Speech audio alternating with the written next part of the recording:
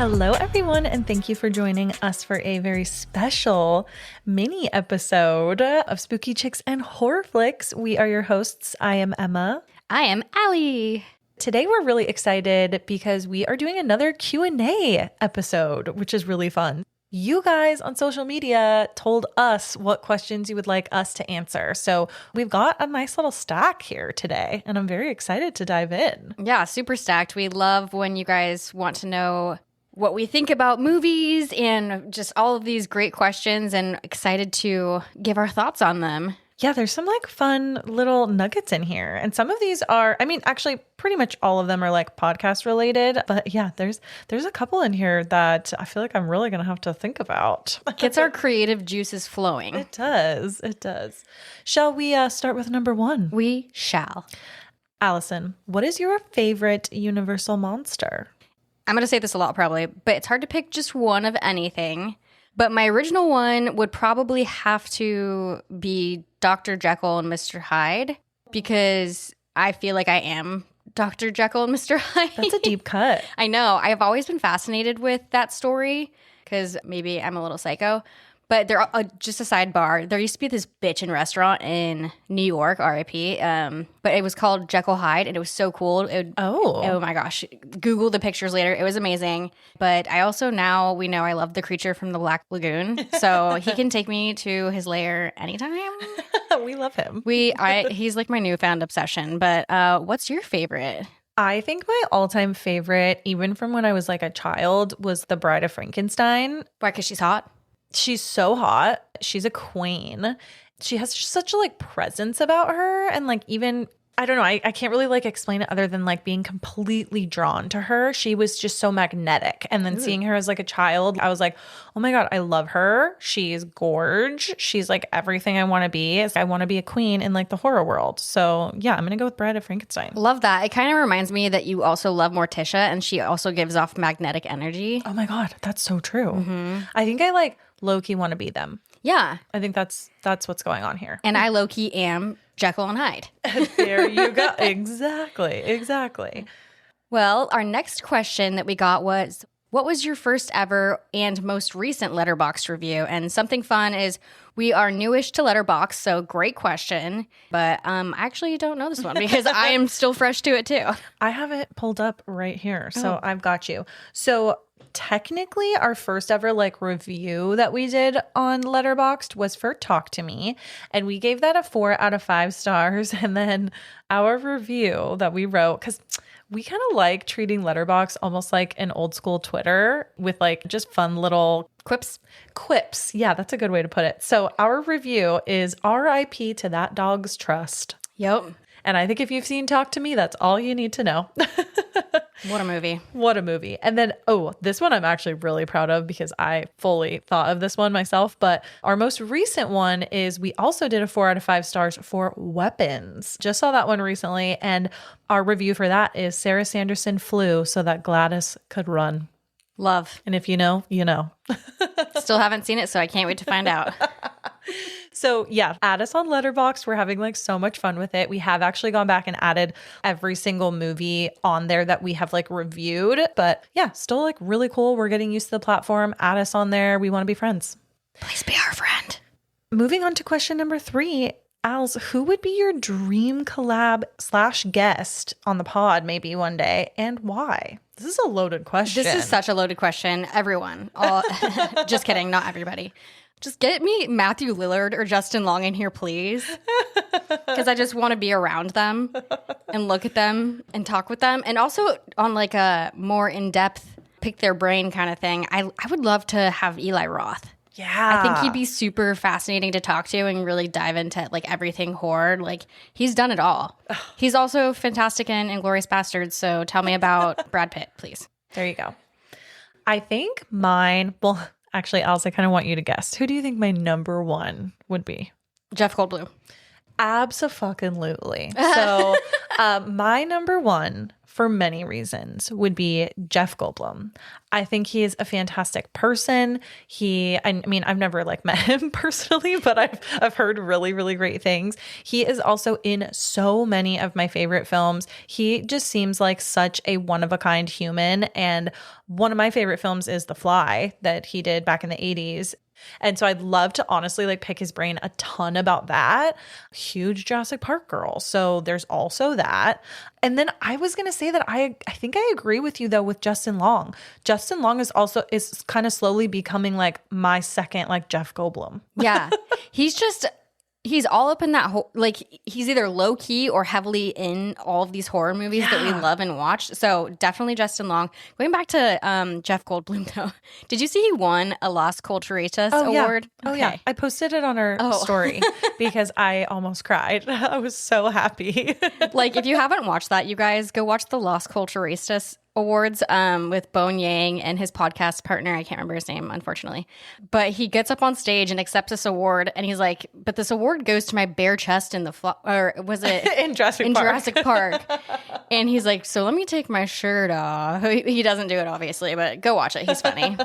He's just like hilarious. And I love him because he can really effortlessly to go across so many different genres. Like obviously he's in some horror movies, which I love him in, but then there's like things like Portlandia, Earth Girls Are Easy, like Independence Day. Like there's like these films that I'm just like, fuck, I love all of these. And it's because of you, sir. Have you seen 9 Months? Yes. I love 9 Months. I have a pillow and it's one of those pillows that has like sequins. And so one side is a solid sequin. And then if you take your hand across it, it becomes a picture of Jeff Goldblum saying happy birthday to me. Amazing. So yeah.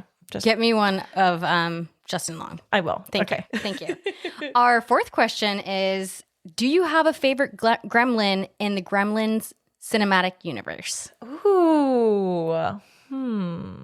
I kind of like love them all for different reasons, but I think like one of my all-time favorites, aside from Greta, is the Brain. Yeah. He's so fucking cool. He's suave as hell. And he is just like, I don't know, he just seems like so put together. What about you? I would have to agree. This one is hard because, again, love them all. Greta is just trying to shoot her shot. She's like, ooh, ooh. She's so like over the top, like, which I think is so fun. She's brilliant. And she's a gorgeous gal. Yeah, get it, girl. And I also love the Brain because he's just like, well, you know what? I would just love to be a civilized. You see that all those other gremlins over there, they're not civilized. You know, and he's that's a good accent. Thank you very much. And he's in his little blazer smoking his cigarette with his little English accent, just like with his specs on. He's so poised. So poised. So poised. He ends up singing too, which is amazing. I also love Lenny and George. George is the one that looks like he's always mad and has like a mask on his face. Oh, yes. And Lenny's like the kind of dumb one who's like, and you know what I realized when I was like thinking about this? Lenny and George, that goes back to Of Mice and Men as well. Oh my God. I feel like on this podcast I've brought up Of Mice and Men. You do. So many often. times. That's also a great band. Is that a band? Yes. Ask your brother. Okay. Moving on. We love all the gremlins. Okay, so number 5. Would you rather run from zombies or be abducted by aliens? Wow. Whew. I think I would have to, I mean, we know I'm not surviving a zombie attack.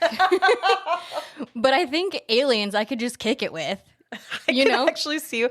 I feel like, in Spice Girls when they like go and hang out with the aliens or in Spice World, the film, the movie, the cinema. I could totally see you just like hanging with the alien. No, I'd just be like, I'm low-key down. Just take me up, beam me up. You guys up. like queso? I can show you the places you can get it. Honestly. I'll bring it up to you. We can just leave Earth, honestly. There you go. Definitely the aliens one. I'm going to be that chick on the Saturday Night Live skit that's just like, Yep, that's not how it went for me. Yeah. She's like smoking her cigarette. She's like, they beamed me up. They took their turns with me and... That is totally you. I feel like yours is going to be opposite though, because you're a badass.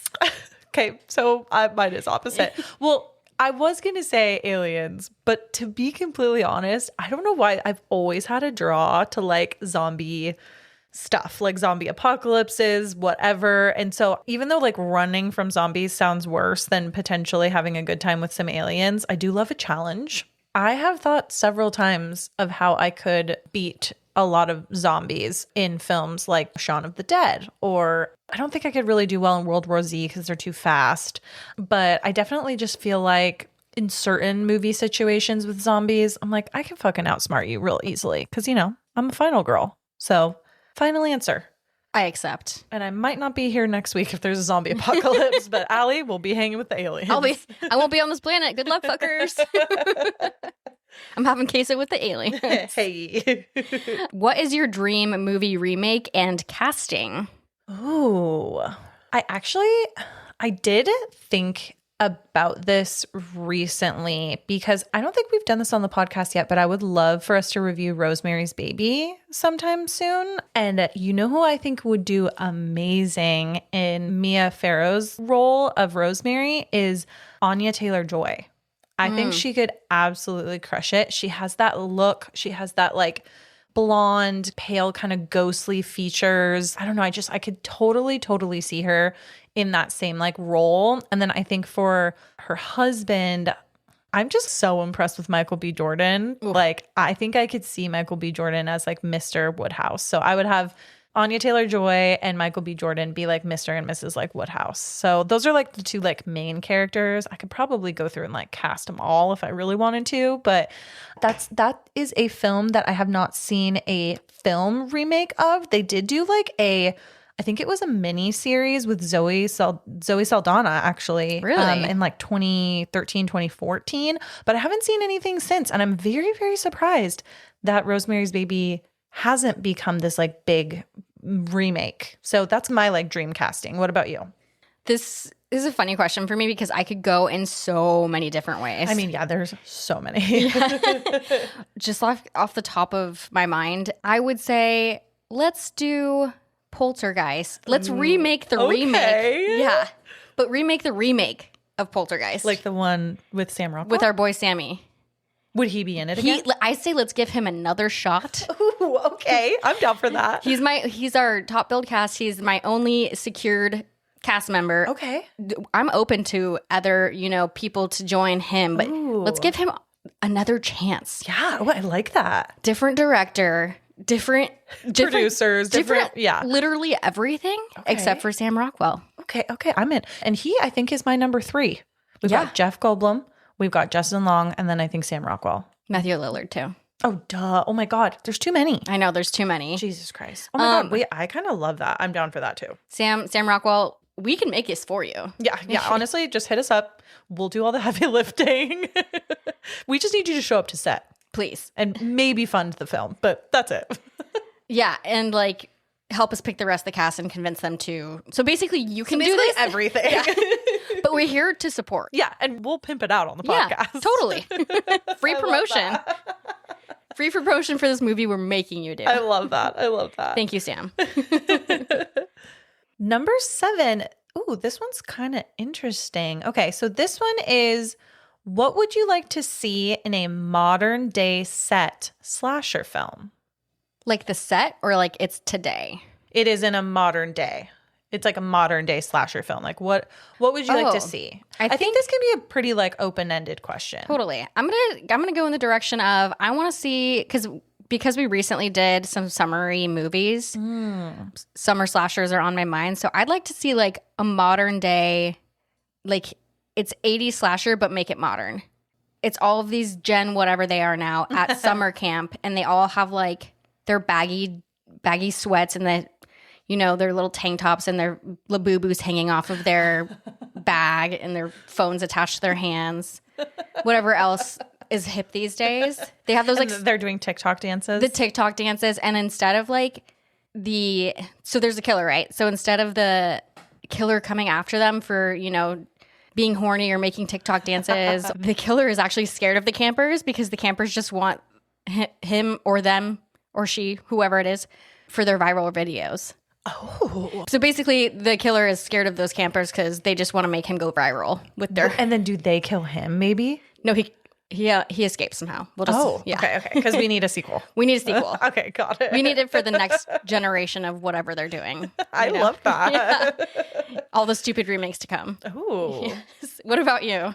I was actually just thinking about You know how there is like a rise right now of horror themed Airbnbs? And I don't know if you saw recently, but the Poltergeist house where they filmed Poltergeist in Simi Valley is actually turned into an Airbnb, and they have done work to try to make it as close to the movie as possible. Yeah, and the Scream house, you can go stay there. Yeah, I kind of want something almost along those lines, but something like some of the special effects of the house are like a little too real, and they keep running into like new things in each room or new themed parts of the house where it's like they're like, oh shit, like okay, this is like really really themed, but they don't know it's actually like all part of this serial killer. So this killer is just sort of like capitalizing on this horror luxury stay somewhere. I have a follow-up question. Does the killer keep killing, or is this a one and done kind of thing? Because I'm pretty sure he wouldn't get many good reviews. I think it's a one and done. Okay. He's just satisfying some kind of need. I think it's a way that he's like, I can kill multiple people in one shot. And they're all not going to be that suspectant of it because it's like kind of supposed to be a spooky situation. Yeah. So if he's like really trying to bust his nut with the killings, he's probably like, it needs to be like 6 or more people. 100%. Yeah. So that's just kind of like off the top of my head. Something I was like sort of thinking about. Just sort of. Just a little bit. I love it. Well, let's see that made happen. Mm-hmm. Our next question is, what's your most hype horror movie coming out later this summer or fall? Okay. I've got this one on my freaking list because it just was announced when it's coming out, and it's coming out on October 3rd, I think. And that is the movie Good Boy. Have you heard of that one? It is a horror movie set from the dog's perspective. I know that sounds insane and maybe like kind of cheesy, but apparently it has gotten rave reviews at like the film festival that it was like premiered at. And a couple people actually in like our little community, they have seen it and they said it was like fucking fantastic. So I'm very much looking forward to that. Wow. I've got to watch that. If they mess with a... No, I know. Actually, that's a good... They mess with the We dog. need to make sure we tell Cassidy if the dog dies. We got your back, Cassidy. Don't worry. But I think I'm excited, hopefully, for Frankenstein to be good. Oh, yes. I mean, it's Guillermo. I'm very interested to see how Jacob Elordi is going to do in the role. Like, I mean, let's be honest, Frankenstein doesn't talk, so hopefully it'll be fine. And Jacob Elordi is a very tall tree trunk of a human. True. But I don't know if I see him in this type of role, so I am interested in seeing how that's going to turn out. But it's Guillermo, so it's got to be good, right? Well, yeah. And Mia Goth's in it. Oh, well, fuck. Well, then we know it's going to be good. But I'm with you on the Jacob Elordi thing. All I can picture him is like whatever his character's name is in Saltburn. Yeah, that's what I was just thinking. And as of right now, I can't erase that. So let's have like hopefully he does a good job of making me think he's capable of being a monster. Well, I love that. And there's some other cool ones coming out too. Like I think there is a Conjuring film that's coming out that is the last Conjuring apparently in like the entire. They keep saying like that. I know, but that's fine. But Give me I saw a preview and it was pretty good. Any Patrick Wilson is fine with me. Yeah. Okay, moving on. So question number 9. When you ghouls thought of your podcast, what was the process in starting it? I'm going to hand this one to you because this is Emma's baby brainchild. I was going to say, first and foremost was I knew I wanted to do it with Allie. There was never a question of who I wanted to do it with or did I want to do it by myself. It was just like, oh, if we're going to do this, it's going to be me and Allie. So fucking thank you for being like fully on board to do this with me. So that was like kind of like step 1 was like securing the co-host. And then I also had to figure out, okay, if we're going to do a podcast, it is so much fucking work. I didn't even know how much work it was at the beginning when I wanted to start it. In my head was like, I'm going to have to buy this software and like record. We're going to have to get mics and all these things. Luckily, Mr. Producer sitting right next to me here, he said, hey, I love audio stuff. I'm a little bit of an audio nerd. I would love to help you guys and edit the podcast. He also did not know what he signed up for. He's laughing right now on the side. It has been a wild ride, and we thank you for all your hard work that you put into this all the time. I thank both of you. Holy shit. Thank you, my girl. And then I wanted it also to be like different than other horror podcasts out there too. So it was like, how can we take what makes Allie and I so special and like share it with the world and kind of like differentiate ourselves from like other horror podcasts? And I think one thing is we pride ourselves on like being pretty girly, and we're like, we can be girly girls and still love horror movies and still love things that are maybe a little taboo to people. And so I kind of like breaking through that stereotype a little bit with you. I mean, we don't like hone on it super hardcore or anything, but yeah, those were the biggest things. And then it's just like doing it. Like pressing record and being consistent and coming up with plans if you need to re-record something or if someone's out of town or this and that. It's like, I think there's one thing that's rung true for the last, 2 years and some months now is that we've all just committed. Mm-hmm. And I think like if you're going to start a podcast with someone, you need to have like the commitment from both sides. And I think because it's something we all love, it just makes it that much better. It's like easy. So yeah. Like, no, that's it. Well, it's like we're not watching things we don't want to watch. We truly do love horror. Yeah, we're not like forcing this down our own throats. It's like, oh, what's something that we already loved? I mean, Allie and I, we were already so spooky. We love Halloween. We love scary movies, having like scary movie sleepovers and scary movie nights. It's like, okay, wait. Why aren't we taking that and then talking about it? Because we talk about it on our couches and it's like, well, we could record this, So and that leads into meeting other people who love it just as much as we do. So yeah, we've like made like literal best friends now. It's like been such an eye-opening experience. I think it's only added to our life. And yes, it's hard work, but it's really like just been so rewarding. Yeah. I'm going to cry. We got to move on. Moving on to another one that'll make you cry. The next question is, how did you guys meet and become best friends? I'm going to take this one. Please go ahead, my girl. Emma and I have been, oh my God, how many years has it been now? 2013, 12 years. 12 years. So we've been best friends for 12 years. I met her when we were both like 20 or something, 21. Yeah, early 21, I think. She actually was dating at the time my twin brother. And I'm a very protective sister, and I remember not wanting to like her. I love you, by the way. You know this story. But I love you, by the way. I just remember being like, oh, I'm going to make her so scared of me and like blah, blah, blah. And I was like, hi. Yeah.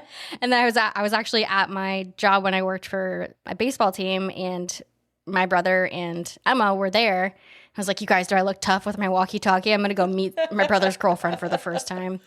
And I go up there, and this bubbly little thing right there just standing. I hugged her immediately, and she hates touch. So that was great. Yeah. I was like, oh, my God. And then I just, you know what? Couldn't hate her.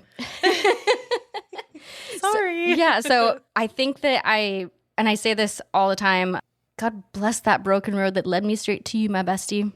We always say that I think me dating Allie's brother was truly like how we got to meet each other and how we have made it into each other's lives and stayed into each other's lives like till this day. And Allie and I quickly realized when we started hanging out more and more that we just had so many similarities. We were both like weird, but like Allie balances me out. I balance her out. Like you can be very like brass and like direct and just like vulgar and like you're just like, I'm going to tell you how it is. I don't give a fuck. This is me. And I'm like very much like the opposite. So I feel like you help bring it out of me a little bit more to be this like more confident person.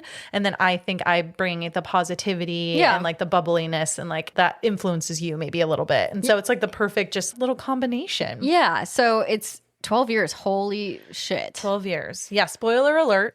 I am not with Allie's twin brother anymore, but Allie and I have just stayed best friends like ever since. Yep. And it's been years now. Yeah, 12 years. 12 years. It's never going to change. You have truly become like a sister. So think about it like this. You are my sister. And so if we've known each other for 12 years and we had our 2-year pod anniversary, we had 10 whole years where we could have been doing this. We could have been fucking doing this. Damn it. No, now we're more mature and know how to handle things. But yeah, that's our little story. Love you, bestie. Love you too. Love you, sister. So our next question, we just have a few left, you guys, is what is our process for watching and reviewing? Is it like watch once and take notes, or do we watch multiple times? I think this really depends on the movie. if I've seen the movie a million times, I can recite it and I know everything about it. It's easier. I can watch it once and just like go off of brain. But if it's a movie I've never seen or I'm not that familiar with or don't know as much background, I take more time. I watch it several times. I watch it like a first time, watch it a second time, then I watch it a third time, take my notes, you know, do the research. You are so good at that. I feel like you watch movies like multiple times. Like you will even go and you're like watching it the day that we are like recording, just looking at deleted scenes. You're looking at small little like documentary clips. You're trying to get it from like all angles. I want to be more like you because I won't lie. Sometimes I just do it once and I'm doing my notes at the same time. And I want to get back to a spot where I'm like watching it like multiple times before we do it. But no, I think we found a good balance. I was going to say, I think it's a good, I agree with you though. If it's like a film I haven't really seen and I don't know a lot about, I do feel like I try to watch it multiple times or at least try to do like as much research about it so that I like know what I'm talking about. Yeah, for sure. And not going to lie, for ones that I haven't seen and don't care for that much, I still watch it several times. But it is. But you hate every second of it. I'm just like, fuck, I got to watch 2.5 hours of this again. But yeah, I think we do a good job of just balancing it out. And we have our processes. Yeah, I think it's working. I hope so. Our next question was kind of related. Kind of similar, yeah. What is the process for picking the movies we want to review? There's a lot of different things that go into this one. First and foremost, I think that we try to have a variety. We don't want to be always doing newer horror. We don't always want to be doing older horror. So we try to like go like really old, then like 80s, 90s, then like maybe 2000s, then maybe something newer. And we also want to do ones we haven't, like kind of just said, haven't seen before or love and have seen. And sometimes we'll throw in some dealer's choice for special occasions, like one of our birthdays or anniversaries or something like that. Yeah. Yeah. If it kind of like makes sense with the time or with the films that we have planned, we have a little planner. So we kind of like try to plan out like the next like few films. But yeah, we'll be like, hey, Ellie, we kind of need like a film for this week. Do you have a preference or is there anything like you've been wanting to review? Or like sometimes we'll ask our parents or our like close friends or whatever, like, oh, is there anything like you can think of? So yeah, it's kind of, we don't really have any like hard and fast rules. It's just kind of like, as long as we all agree on it, then we're like, cool, we're Gucci. Which horror movie villain do you think that you could actually survive against? Well, let's be honest. As a first girl, not many, but I think I could do well with ones that could just Stockholm syndrome me. You know, just like I kind of bend the knee and I'm like, I'm yours. Kind of like the aliens. And you could just sort of live within that. You're fine living in that space. Like, let's say Leprechaun. He wants somebody to sneeze 3 times and have a bride. I'll be the bride. Yeah, you're like, I'm actually cool with this. I'm cool with that. Or like Annie Wilkes from Misery. She just wants the book to be to her liking. Sure, I'll write the book to your liking. Yeah, you can feed me. Yeah, or just don't bash my ankles in. Yeah, or basically any of the Lost Boys. Ooh, okay. Like, okay. Yeah, like I'll ride on your motorcycle. Yeah, I'll go to that rave with the saxophone man and listen to I Still Believe. And definitely Sam from Trick or Treat, because I be obeying those fucking rules. You do be obeying those rules. Yeah. Let's be real. I love that. Do not blow that jack-o'-lantern light out. Hell no, sister. Hell no. But who could you defeat? Okay, so first and foremost, and this is just like off the top of my head, I think Mike Myers or like a Jason Voorhees, like a slow serial killer. Honestly, how does he do it? I don't know. These are the horror movies that you watch and you see these kills going down and you're like, how the hell did you not get out of that? That's what I am constantly asking myself. I just feel like I have the wherewithal to not run upstairs or to not trip and fall or to, maybe go somewhere where you can get help instead of going around my house several times and then them inevitably finding me because I turned a corner on accident. I think I could hold my own against them. Great. I couldn't. I'm just in that Lost Boys cavern, just drinking blood and eating maggots from Chinese food boxes. Honestly, love that for you. Thank you. Thank you. Our next question is, if you could insert yourself into any horror movie, which one would it be and why? Great question. Ooh, okay. I think I I think I have at least one, maybe two. So first one, and this is arguably not a horror film, but I don't really care because it terrified me as a child and it probably still terrifies a lot of people to this day. But that is Jurassic Park. And there are several reasons that I would want to be in that film. A, I'm obsessed with the cast. B, Jeff Goldblum. C, I love dinosaurs and I just love the entire premise, the story, the director, how it was done, the practical effects, everything about it, I would love to be in. And then this one might throw you for a loop a little bit, but I think also maybe Krampus because I love Christmas and I love that Christmas is meshed with horror and that there is like a Krampus monster. And yeah, I've never had a white Christmas and I think it's cool that it snowed on their Christmas day. That's lovely. And for those who have listened to that, we actually covered Krampus. We did. And if you don't know, if you didn't listen to that episode, please go listen because you can learn that Krampus is actually the Polar Express. In the Hummer? Just not, it's a Hummer, not a train. Yeah, Lucinda. What's her name? Lucinda. I got it. Yeah. Oh, good memory. I got it wrong in trivia one time, so I think it's imprinted in my brain. But yeah, go listen to why Krampus is the movie The Polar Express as well. Okay. Yeah. And what about you, Allison? So kind of, you just got my gears going. I think maybe Trick or Treat, because who wouldn't want a fucking magical Halloween night like that? That's actually, I would like that. I'm going to add that one to my list too. So I understand that one for like fully. I also wouldn't mind. Producer has a good question. Which part of Trick or Treat? I'd be at the parade all night. So just like that 10-second scene where they're at the parade, I'm just put that on loop. And that's me. I would like to be with the werewolf women. Yeah, you can go do that. Okay. I'm just at the parade. And then we'll intersect at the parade. Yeah. Okay. And Sam can join too. Perfect. I'm just hanging out. I'm following Sam. Love that. Love that idea. And I'm just like whisper. I've got my, You're his little assistant. Yeah. I've got my beverage in one hand. I've got like my candy in the other, and I'm just following him, being like, we gotta go find my phone. This is where these bitches be at. We gotta go this way. Perfect. I'm a perfect little sidekick. But also, wouldn't it be fucking fun to be in like Dawn of the Dead where you get to live in a mall? That's like kind of my worst nightmare. Oh, okay. But I can understand the appeal.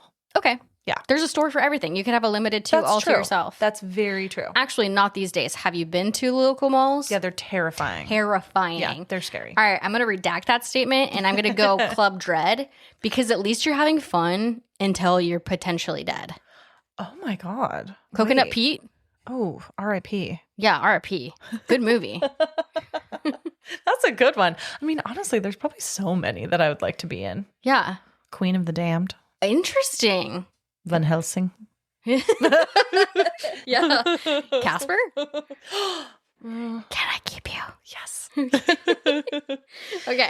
Okay, moving on to our last question, you guys. And producer, I would actually love your thoughts on this one too, is what is the weirdest or funniest moment that's happened while recording the podcast? I don't know. I think we're funny, so I think... But I will say, Emma and the producer's fucking Furbo is haunted. Yeah, it'll just go off like randomly. It's a little scary. I also think something funny and cute, it's maybe more cute, is when our animals decide to make a appearance or like they want to make themselves heard. Sometimes we'll be recording at Allie's house and you just hear her cats like meowing in the back. And then at our house is the puppies or Cowboy drinking water very aggressively right next to where we're recording. Or chewing one of his toys. Yeah. And we just hear squeaks in the background. We definitely had a learning moment on one of our, I think it was our second episode. It was like our second, I think it was our second episode maybe. It was I Know What You Did Last Summer, the original, and we had to record that twice. Oh, yeah.